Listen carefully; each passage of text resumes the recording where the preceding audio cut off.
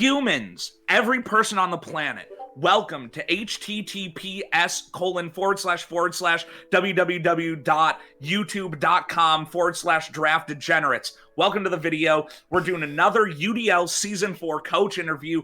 Joining us today, Mr. Worldwide Beanbag Man himself, Wakeman VGC. You know him, you love him. If you don't know him, he's a Pokemon VGC Draft League player, SSBU Ken Ryu main, and a jazz saxophonist at WMU. He's here, he's chilling, he's vibing, the coach of the Great Lakes Aces, here with us right now. You can see his face.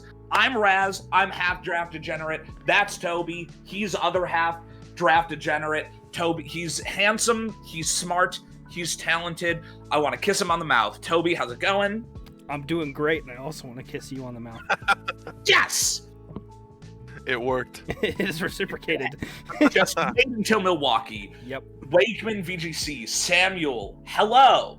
What's up, Welcome guys? to the channel. How are What's you doing this fine, wonderful evening? Good. Just off school, spent the day with my family, and now I'm doing this. So Hell yeah. gonna watch a Smash Hell tournament after. Hell yeah. Living the dream. True. That's life True. right there. Raz, I will Exactly. say, you forgot to add he's owner of the GLDL Conqueror of that ass. You should. That's true. It's actually remember it's the other way around Conqueror now. of the Owner- GLDL. Conqueror, owner of that. I Either works. I wasn't sure if we had moved on or not. I thought we I had, haven't. but I live in the past. I haven't moved on. that's okay. I understand. He is the owner of the GLDL, and if you don't watch GLDL content, how? Me and Toby both post that shit all the time. What's wrong with you? It's like the biggest thing in the community, other than like. Speaking of us posting videos, I know it's the beginning of the video. Press the subscribe button. You click this video. I know you clicked all the other interviews. What's the matter with you? Click it, ring the bell. It's easy. It's simple. Yeah, that exactly. That exactly. Oh, maybe I can't. I was I was about to say the okay, same wait. thing. Maybe not anymore, actually. I just referenced a Smash player who recently got canceled for Oh, questionable relationship. Oh. So With, yeah, he won't be named. Strike that from the I record. almost quoted him too, and then I was like, actually, let me not do that. maybe not anymore. Yeah, now that I'm thinking about it. Strike that from the record, I guess. I'll leave that in. Oh no, it'll be in, but Man. Okay, well then, Wakeman VGC, we have brought you on to have you answer the draft community's, your adoring fans, the waves of screaming women waiting for you, and me and Raz, our burning questions that we have for you. I mean, yes, yeah, we have some burning questions that we'd like to ask you, Alright. starting with your draft process in and of itself. Tell us a little bit about your team and your draft process, what you were going for originally, how it changed, are you happy with what you got, etc., etc. Okay. So basically, I got a middle pick, which is what I was expecting because that's up until recently. That's like all I've gotten since I think season 1 GLDL or something. I had a middle pick there. It was sometime around there. I think it was season 1 of this league. I had first pick, and ever since then I've been 5 through 10. Yeah. But you know, I don't think it's ever that bad. Obviously you can prefer one or the other, you know, but I don't think any of them are an inherent huge disadvantage. Anyway, my process has changed a lot recently. I used to in Gen 8, I would plan everything out and everything. I had all my picks set before the draft started. And now I'm just kind of you know, here's some value. I'll see what's left when it gets to me. I think I was 6th pick. Yeah, I think I was 6th pick here. So a couple picks went by. It's been a while since the draft, so I don't remember exactly what all got taken before that. But then I decided to go with Sableye just because I was it's super flexible. I think it's really good value for the format and the tier it's in. And it didn't really limit me at all. I don't picking Sableye. You're not really locking yourself into one archetype or plan or strategy. So it just felt good to be able to be flexible with that. From there, then I just kind of went for some good value stuff. I believe I got my Firewater Grass Core next. I wanted Charizard, but I knew I could wait on Charizard. So I went for Arboliva and then Tauros, Aqua, and then Charizard. And then from there, it was kind of just about filling defensive holes. Usually I would probably worry a little bit more about synergies with my low tiers, but in a low tier format, it's like sometimes I feel like you just kind of have to settle for like, give me a Tailwind Setter, give me a Rock Switch in, give me, things like that. Mm-hmm. Yeah. Because overall you're gonna have to use those mons more. It's not like in a because normally out of that bottom tier you'd have to take maybe 1, 2, maybe 3 depending on how top heavy you go in like a normal draft. You probably don't even have to use them that much, but here you kind of have to use them because like comparatively they're so much of a bigger part of your team. So yeah, that was kind of my overall process, and I'm happy with how it turned out. Okay, good. Yeah, I think that's fair considering it's good. It's good. It's very good. It's very. We were good. right. We were right on this one. We nailed this one. Yeah, no, we were right on this one, and it feels good to be right about this one because we were very wrong about another one. Because somebody didn't know Skiploom had moves. And... Okay. Yeah. I was because I didn't realize that. Fuck off. Yeah. The only person who's allowed to say I was wrong or make fun of me for it is me. Okay, fair enough. Whatever. I'm not gonna stoke your ego. I am. And we're not gonna talk about M-Boss's draft and Wakeman's interview, Toby. Okay, mister, I'm gonna talk about myself in M-Boss's video. I didn't! I brought it up once and then we moved on. Tried. Trouble in paradise. Exactly. Anyway, so with your team itself, obviously the Draft Degenerates power rankings were objectively correct. There was nothing wrong with them at all. We didn't get anything wrong. We meant to make M-Bosses intentionally wrong, so technically we were right wanted anyway. Other people to underrate it so that his life would be easier. Yes, that was our intention the entire time. But he was the only person we did that for. So with your ranking, Wakeman, we put you in number 3 for the power rankings in your division. How do you feel about that ranking? Do you think it's accurate? Do you think it's inaccurate? What do you think you could do to improve it if you wanted to improve it?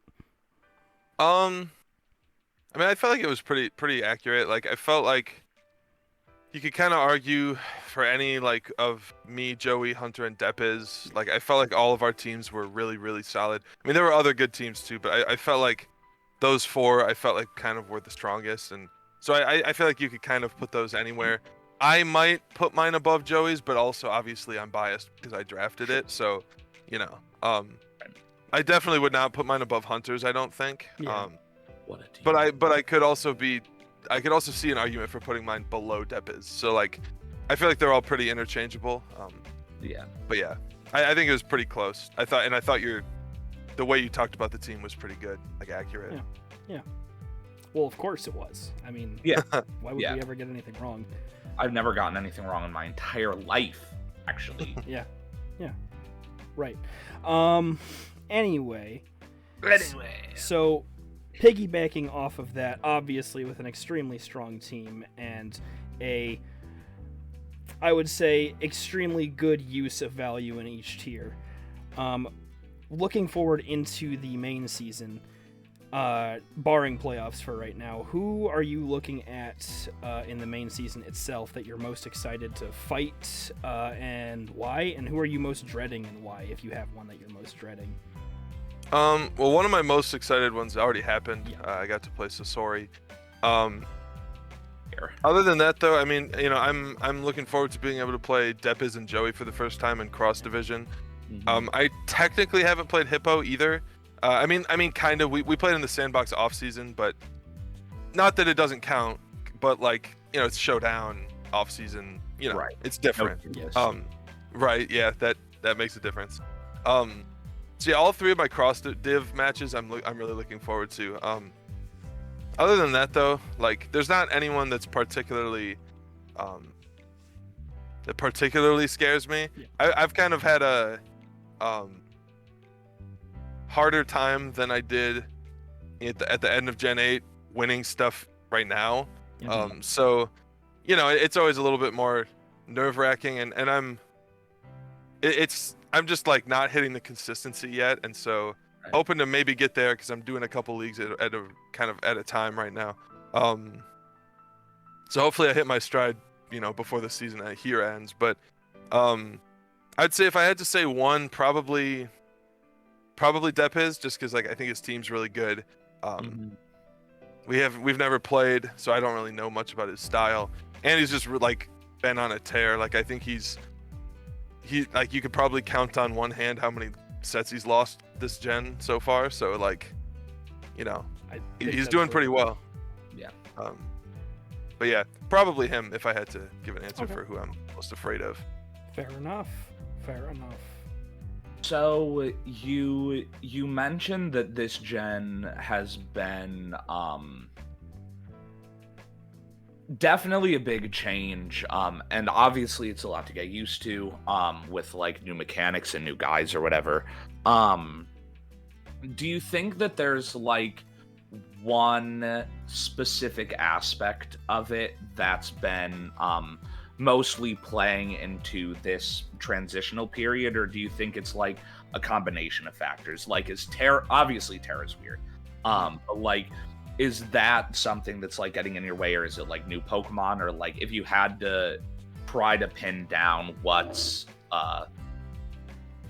kind of the root cause of keeping you from being the GOAT again, which will happen, obviously.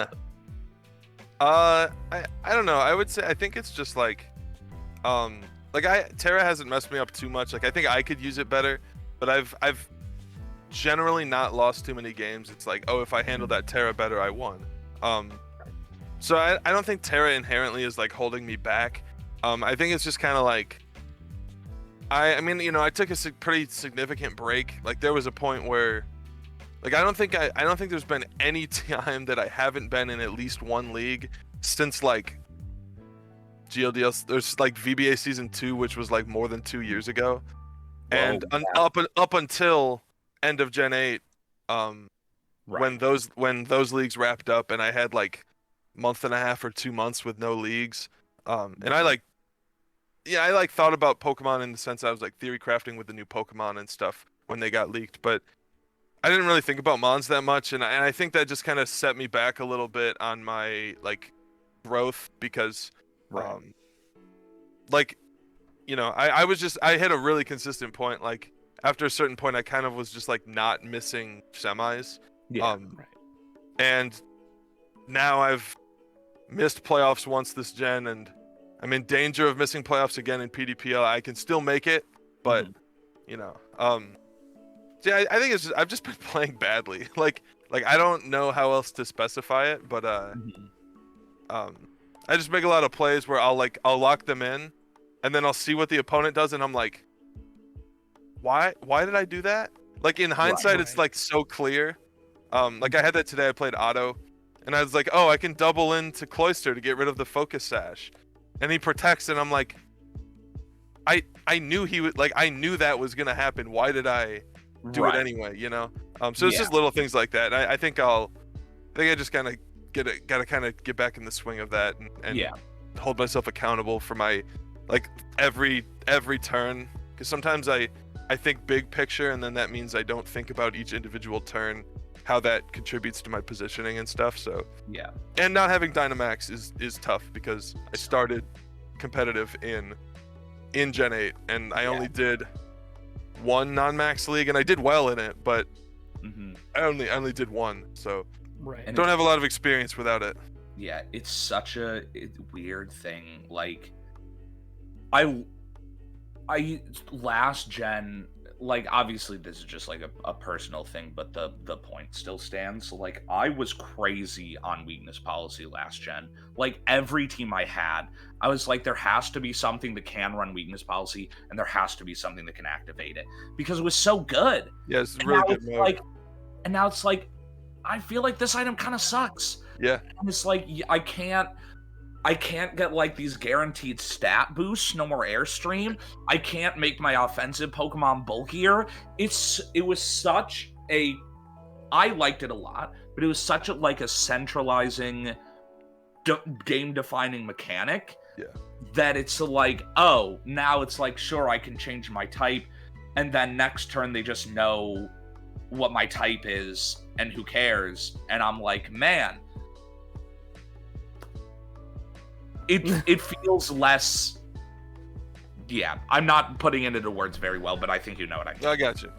Feels like it's harder to force guaranteed setups. Yeah. Like I felt like I could flowchart really easily in Gen 8. It's just like Cinderace, Purloin, do this.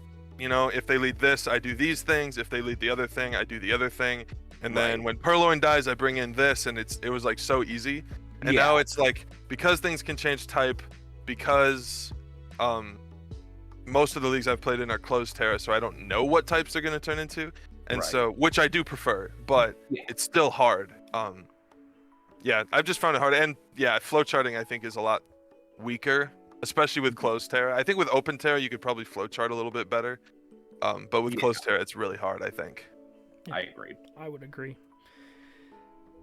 That, and I guess just with the format change, there's a whole different mindset you have to go into with as well. I mean, I feel like, I guess it's easy to say it's kind of like anticipating a Terra is the same thing as anticipating a Dynamax, but like I feel like it's really not.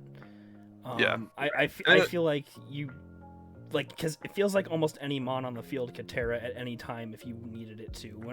Whereas it feels like in the Dynamax format, you have a better idea of what's going to be Dynamaxing in front of you. Not that you can't predict what's going to Terra in front of you or anything like that. I'm not saying that, but there's just a lot more that could Terra in front of you, I guess. Yeah.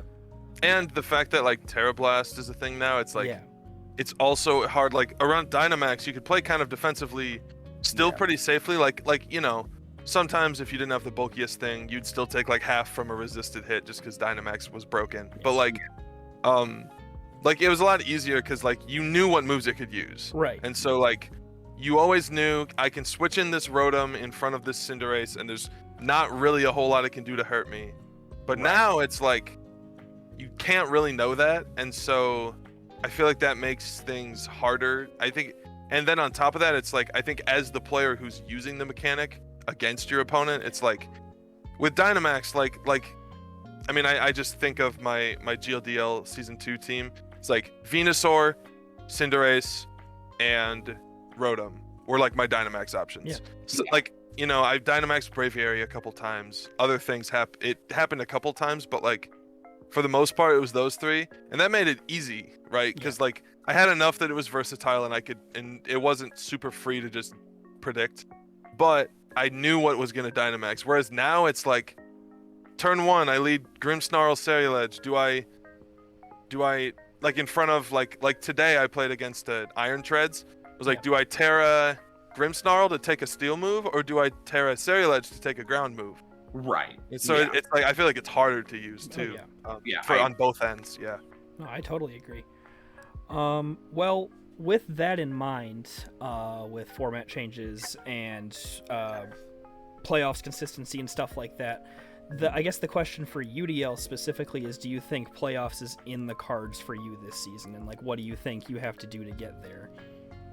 I think like playoffs is always in the cards for me. Like if I play it, if I play to my highest potential, like ability, I know I can make it. I have done that a couple times this gen. Like I was able to beat Flamingo, I was able to beat Tay in PDPL, and those were like wins I'm super proud of. But then I've lost to a lot of people that I never lost to in Gen 8, right? So I think I can. Yeah. Will I perform to what I know I can, like the level I know I can perform to? Maybe not. I'm still figuring things out, but I think it's a real possibility. Okay. Yeah. I think that's a pretty insightful answer. Lineup like this, holy shit. I was about to say, and when you take into account that there's like probably 90% of UDL this season is a higher skill bar than what it's been in previous seasons. It's definitely something to consider as well. Also, personally, I think it's like playoffs guaranteed, partially because of everything you said, but also consider this team has our belief on it. So like, it's kind of a shoo-in, you know. We are all our believers here. Yes, of course, obviously. Question: when is this gonna go out? Do you know yet? I'm not sure. Okay. It'll be so at least 4 or 5 days. Okay, I'll be safe and not talk about my week 2 matchup then. Okay, fair enough. I was gonna say something about it, but I won't say it. Okay, fair enough. No leaks. All right. Then, piggybacking off of that as well, we've been asking everybody this just because Sasso brought it up and I thought it was a fun thing to talk about. Who do you think, in terms of really, in terms of like in each subdiv, who do you like foresee? What coach do you think is going to make like first seed in each subdiv? Let me pull up the roster here, just so I know for my own sake. Okay, let's see. So I think I'll start with the div that I'm not in. Sure. I think for green, I think it's probably either Ollie or Toxic. I think I'll give it to Ollie. I think that's a great prediction. I think for yellow, I'm gonna say Flamingo. Sorry, Razz. Haters. I mean, you beat Flamingo though, so. I know. No? That's what I'm saying. Flamingo is Different. my guy, and he's so consistent Mm-hmm. that it's like I know that a week 1 loss is like not gonna mess him up that bad. Right. Yeah. In red, I think this one's harder. Yeah. I very similar answer to last time. I think it could be me, but if I was like to bet money on it, probably Sasori. Okay. Or Mario. I think. Yeah, I think. Yeah. Feels like a cop out to not lock one. I'm gonna lock in Mario. Mario for that one. All right. And then for blue, this one's also hard. Yeah. I think I'm gonna say Depiz with a very, very significant nod to Hunter. Okay. Yeah. For sure. That's in line with what both Hunter and Depiz said. They were like, it's either one of us, so. Yeah. I think Mboss said something similar as well. Mboss also said the exact same thing. So we seem to have a general consensus. There have been a lot of really consistent predictions across the board. Yeah. I was gonna say everybody seems to have the same view, which is why I think it's interesting to ask that, because I just want to see what people think about that, and you make those connections. I feel like there are a lot of respectable answers, and yet a lot of people seem to come to the same conclusion, which is interesting. Yeah, I mean, it's like, anyone can do it. It's not like just, All right. But given current gen results, last gen results, like you said, I think there's answers that are safer. Sonic Colors. Sonic Colors. I'm letting it ride. All right, fair enough. It's either gonna fix itself or it's not. But yeah, I mean, I think those are the safe answers. And again, for red division, you could probably say anyone. I don't know Icy Dude, so I don't know how good he is. But I know how good his team is. Yeah, I'm an Icy Dude hater. I'm just gonna say it. That team gets fried. The team's not great. Definitely. No. But I've seen bad teams do crazy things. So that's fair. Like I've always thought this about Ollie. Yep. Like I don't think he drafts actively bad teams, but like he drafts kind of like middle of PR type of teams. Nothing usually, super special. And he just kind of like wins anyway. Right. Like in PDPL, like I thought his team, like on paper, I was like, dude, what is this? And then I played against him and I was like, oh, so that's how it is. Like I just okay, all right. Yeah. GG's. Like Shake. but yeah. But yeah, I mean, I'm sure Icy Dude can do it, but yeah, he's at a disadvantage with that team. Yeah. For sure. Yeah. Yep. All right. Razz, do you have any burning questions for Samuel Wakeman? So, obviously, we all know that it's only a matter of time before you hit your stride and start not losing anymore. Like we saw it in the last gen.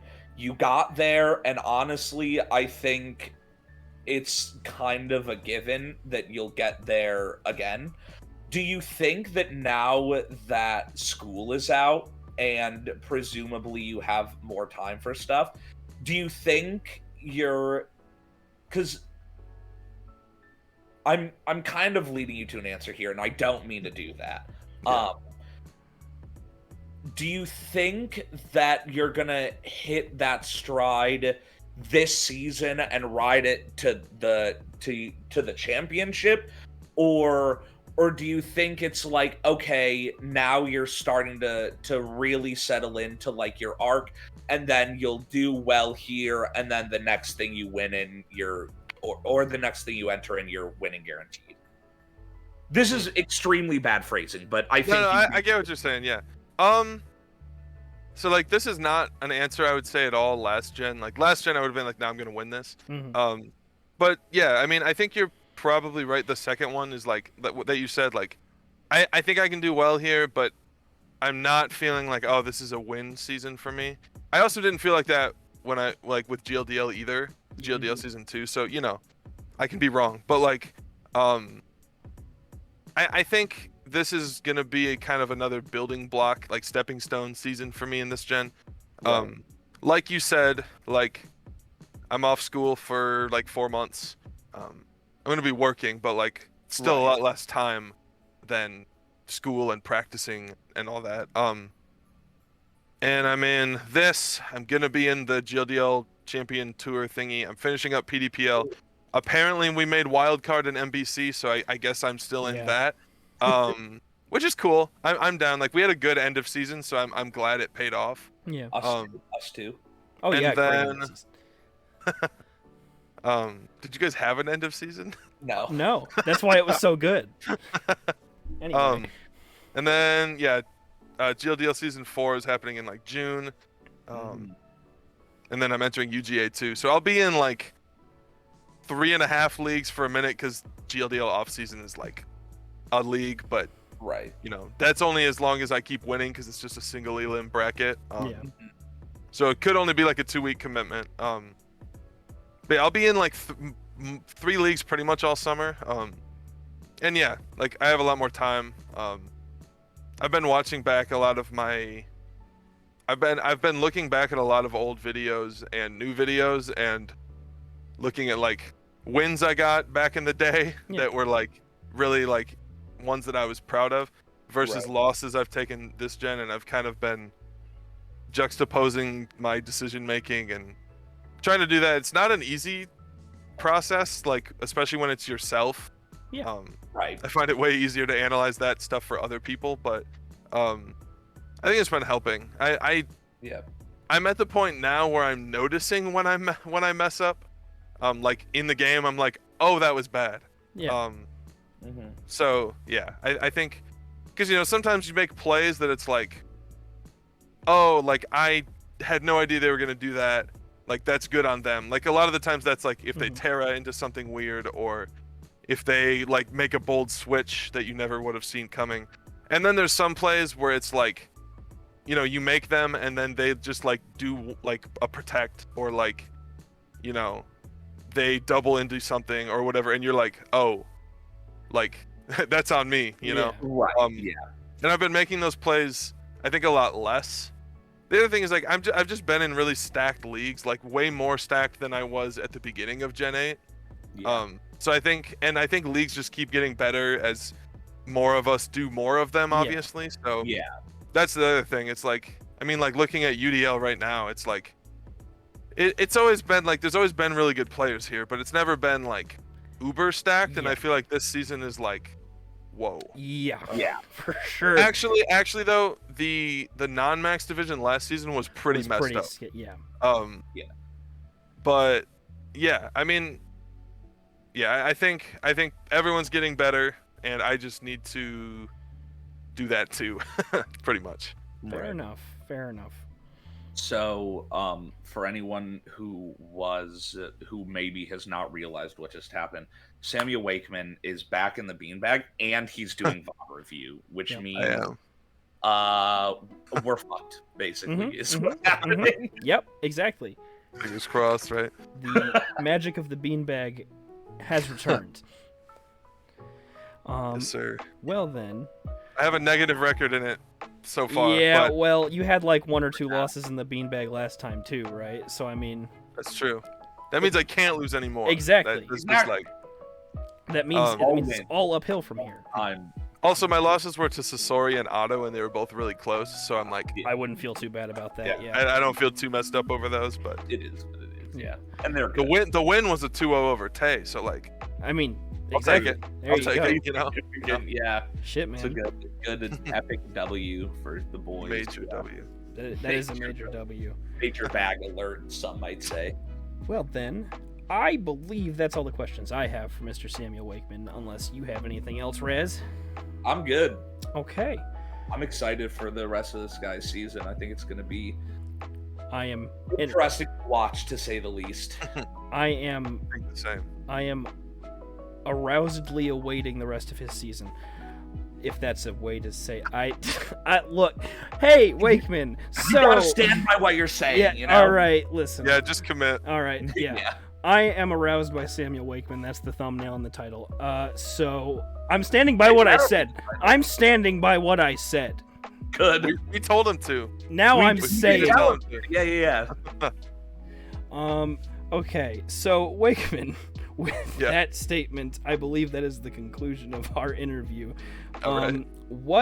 Where can your adoring fans, the thousands of screaming fans in the stands watching your videos that obviously have already seen your videos, but for anybody that's stupid and hasn't seen your channel, where can they find it? My YouTube channel is Wakeman VGC. My Twitter is also Wakeman VGC. Don't really talk about Pokemon on there very much, but it's there. You can join my Draft League server. I know there's a few UDL people who aren't in there. Maybe it could be linked in the description. It will be It will linked in be the linked. description. Bad. Yeah, we're starting another season in June probably. If it's okay for me to plug on your You can guys'. plug. Okay. Please All do. right, cool. I'm plugging. All right. But yeah, that's you can cut that out, right? No. Nope. Staying in the All video. right. But yeah, that's about it. Not really on Twitch or anything. So Okay. Hell yeah. All right. Well, then that is going to be the conclusion of our interview with a Mr. Samuel Wakeman, VGC. Thank you for coming on, sir. no problem. And- Thanks for having me, guys. Of course. And if you are watching this video, you are a draft degenerate. And I will just echo Razz. If you are watching this video at this point, to the end of this video, we're in like 5 or 6 videos at this point into this channel by the time this is posted. Why the fuck are you watching this video and not subscribed? That's what I want to know. I want to know, you use that mouse right there, and you click on the subscribe button. Exactly, right there. Exactly, right there. Right This guy. right here. You use this, exactly. You click on the subscribe button, you click the You like can't- button. It's big and red. It's right there. You click the notification bell. Exactly. You click that notification bell and you comment down below. You use every button imaginable to click on the on these icons, and you And on comment. Samuel Wakeman's links. Yes. Go watch his stuff. That too. You check that out. You check out his links. You comment down below. Say, "Oh my God, Samuel Wakeman is so hot," but also Razz is hot, but also Toby's kind of good looking too. Toby's And they're- hot. They're Hey, all Toby's they're hot. all so smart and insightful and never wrong about anything ever. And I just love those guys so much. And like, there's nobody on earth that is better than the people that the Draft Degenerates interview, including the Draft Degenerates themselves. That's all you need to say, word for word. And I throw a expect to bunch see of it. beanbag emojis at the end. And True. also True. plenty of But beanbag Razz, emojis. there isn't a beanbag emoji. Well, there would be a beanbag emoji if you were in the GLDL server. So get He's in there. so right. He's so right. All right. Well, then, if you are watching this video, you are a draft degenerate, and we will see you in the next one.